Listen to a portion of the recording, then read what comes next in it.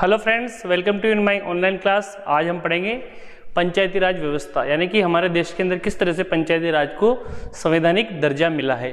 तो देखिए, केंद्र सरकार सबसे ऊपर होती है, उसके बाद राज्य सरकार जो हमारी स्टेट जो गवर्नमेंट होती है, उसके बाद स्थानीय स्वशासन यानी कि जो लोकल जो बॉडी होती है। स्थानीय स्वशासन को दो भागों में बांटा गया है, एक ग्रामीण और एक शहरी, यानी कि जो लोकल स्तर पे ग्रामीण स्तर पे आज हम चर्चा करेंगे ग्रामीण क्षेत्र के बारे में, यानी कि ग्रामीण व्यवस्था के बारे में। तो देखिए, सबसे पहले पंचायती राज व्यवस्था का मूल उद्देश्य क्या है? विकास की प्रक्रिया में जन भागीदारी को सुनिश्चित करना, यानी कि प्रत्येक व्यक्ति का विकास की प्रक्रिया में योगदान होना चाहिए। और लोकतांत्रिक विकेंद्रीकरण, यानी कि सत्ता का विकेंद्रीकरण। सत्ता का केंद्रीकरण क्या होता है? यानी कि जो मुखिया होता है राष्ट्र का, उसी के पास पूरी सत्ता होती है। जबकि विकेंद्रीकरण में क्या होता है? सत्ता को विभिन्न स्तरों में बांट दिया जाता है, यानी कि सत्ता का विकेंद्रीकरण। तो इसको बढ़ावा देना इसका मूल उद्देश्य था पंचायती राज का। सबसे पहले देखिए, लॉर्ड रिपन 1880 से 1884 का समय इनका कार्यकाल था। स्थानीय स्वशासन के जनक, इनको स्थानीय स्वशासन के जनक कहा गया है, लॉर्ड रिपन को। देखिए, इन्होंने क्या कहा था? 1882 में जिला बोर्डों की स्थापना करी थी, यानी इन्होंने जिला बोर्ड की स्थापना की थी। महात्मा गांधी जी का क्या जो पंचायती राज्य के प्रति क्या उनका समर्थन था?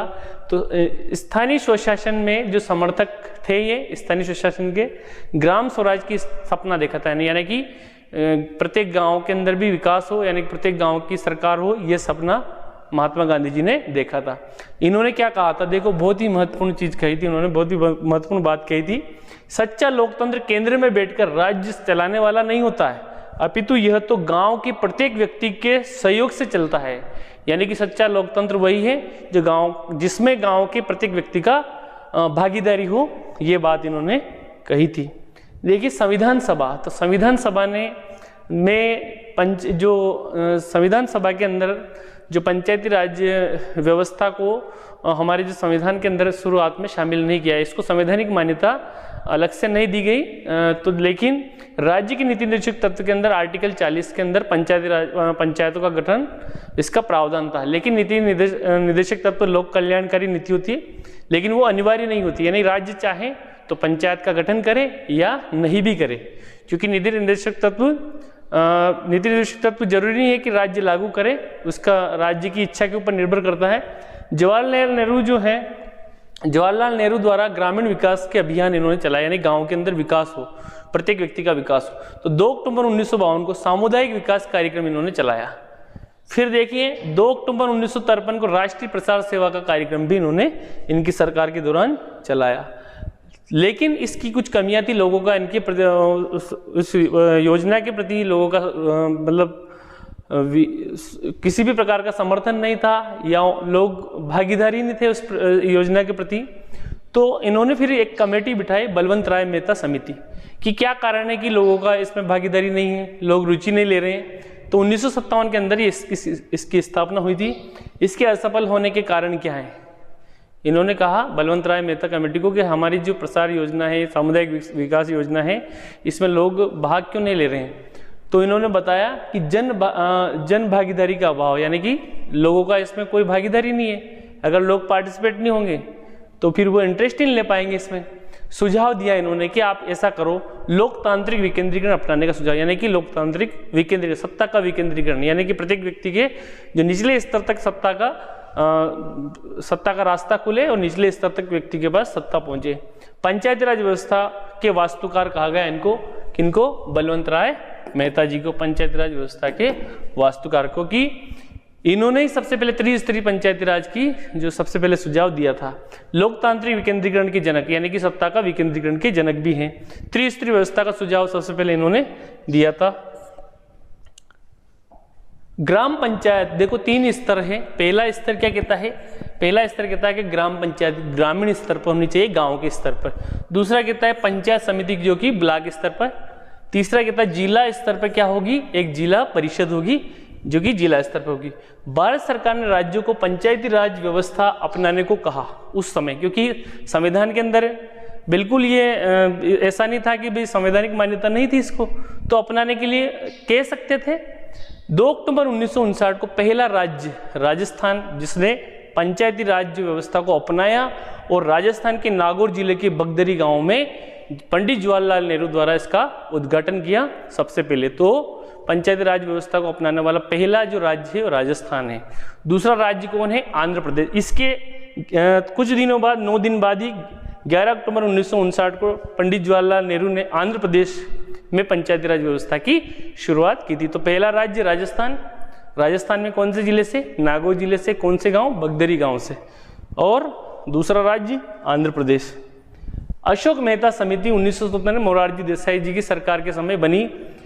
द्विस्तरीय इन्होंने क्या सुझाव दिया कि पंचायती राज व्यवस्था 2 स्तर की होगी, ब्लॉक स्तर और जिला स्तर। ब्लॉक स्तर यानी मंडल पंचायत और जिला स्तर यानी जिला परिषद। इन्होंने 2 स्तर का सुझाव दिया, पहला और दूसरा।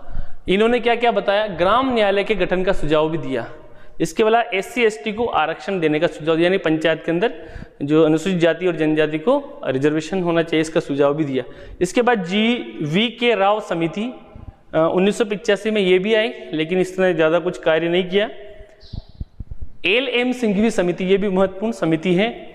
1986 के अंदर इसका गठन किया गया।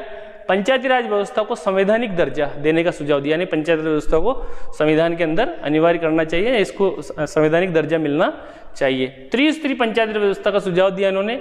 ग्राम न्यायालय का गठन का सुझाव दिया। राज्य चुनाव आयोग के गठन का सुझाव, यानी कि राज्य के अंदर भी चुनाव आयोग होना चाहिए, जैसे केंद्र के अंदर जो चुनाव आयोग होता है वैसे राज्य के अंदर भी होना चाहिए।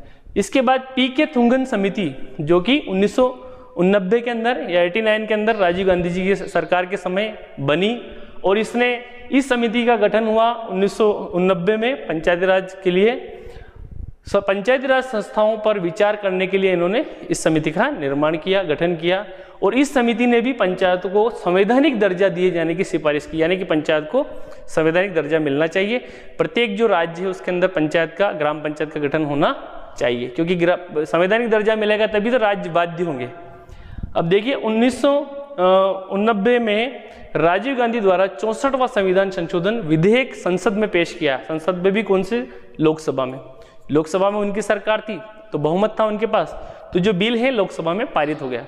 लेकिन हम जानते हैं कि लोकसभा और राज्यसभा दोनों सभा में पारित होने के बाद राष्ट्रपति के पास हस्ताक्षर के लिए कोई बिल जाता, तभी वो कानून बनता है, तभी उसको संवैधानिक मान्यता मिलती है। तो देखिए लोकसभा में पारित हुआ, लेकिन राज्यसभा में बहुमत के अभाव में वो बिल पारित नहीं हो पाया, यानी कि ये मामला यहीं अटक गया। फिर आगे देखिए 73वां संविधान संशोधन जो अमेंडमेंट है, संशोधन अधिनियम PV नरसिम्हा राव के समय, उनकी सरकार के समय। तो देखिए इसमें 1992 का समय 22 दिसंबर 1992 को लोकसभा में, यानी कि इस बिल को पारित किया गया, पंचायती राज को संवैधानिक दर्जा के लिए लोकसभा में बिल पारित हुआ। इसके बाद देखिए 23 दिसंबर अगले ही दिन 1992 को राज्यसभा में भी जो ये बिल पारित हो गया। इसके बाद 20 अप्रैल 1993 को राष्ट्रपति द्वारा बिल के ऊपर हस्ताक्षर कर दिए गए।